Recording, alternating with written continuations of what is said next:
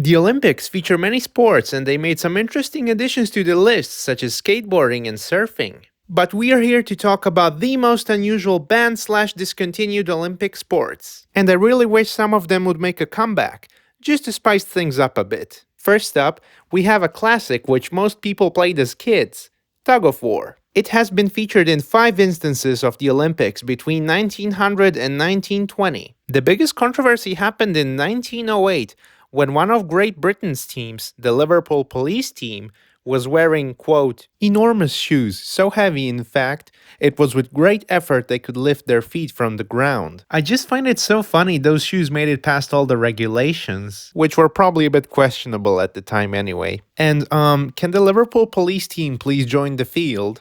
Oi, we're ready! Okay, whatever. The USA protested this, but to no avail. Britain managed to get all the medals since they had more teams, but the Liverpool police team came second in the end, so even those super heavy shoes didn't help them to win the gold medal. Personally, I'd like to see tug of war back at the Olympics, since we could see many interesting strategies. Kind of like they did in the popular TV series Squid Game, where they leaned back while keeping their legs straight to conserve energy and tire out the opposing team. Let's get a bit more extreme with cannon shooting. It was only featured once at the 1900 Paris Olympics, and it featured a whopping 17 events. The International Olympic Committee hasn't officially decided if they were Olympic events, since there wasn't a designation at the time. Unfortunately, we don't know much about the cannon shooting events themselves, so we can only imagine what they were about. Are you sure this is safe? Hey, you want the gold medal or not? Besides, you used to work with cannons before. Well, yeah, I used to work in a fort cleaning the insides of cannons, but then they fired me. Coming up next, we have another classic from the 1900 Paris Olympics. Firefighting. The firefighting event was separated for volunteers and professionals, and here's what the medal looked like. For the event itself, these were the instructions. The fire broke out on the 3rd floor of a 6-story residential house. The 4th floor and the stairs to the upper parts are impassable. People need to be saved on the 5th and 6th floors. Carry out rescue and extinguishing efforts. Honestly, it would be very amusing to have some other Olympic events mixed with regular jobs, like parkouring through an obstacle course with a suitcase to work. It's safe to say the 1900 Paris Olympics were iconic, since they featured so many one-time events, such as hot air ballooning, pigeon racing, and kite flying. The reason for all these unusual events is that these Olympics were incorporated into the Paris World Expo. I don't know about you, but that puts it in the S tier of my Olympics tier list.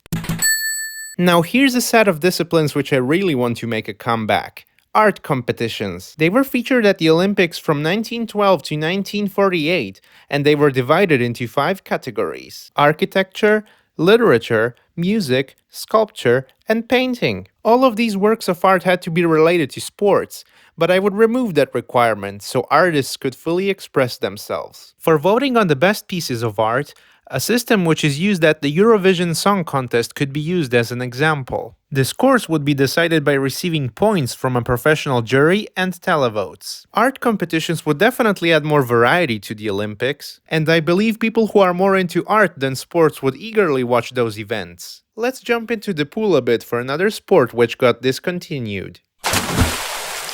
Synchronized swimming, more specifically, solo synchronized swimming, got featured from 1984 to 1992. And it's pretty obvious why the International Olympic Committee decided to remove it. Competitors only had to synchronize their moves to the music. The group counterpart already does this, while also having to stay in sync with the others, so it kind of defeats the whole purpose of the synchronized part. And finally, one sport which never got featured at the Olympics and definitely needs to be considered is chess boxing. It's the perfect combination of skill and wits, since it's possible to win with either a checkmate or a knockout. And being very good at either chess or boxing doesn't guarantee you victory. I know the chances are almost non-existent, since the International Olympic Committee has its own strict rules to follow, but hopefully some of these sports will be considered to be featured at the Olympics in the future. Well, that's it for today. I gotta go prepare to chess box my anxiety. Thank you so much for watching and subscribe for more educational content.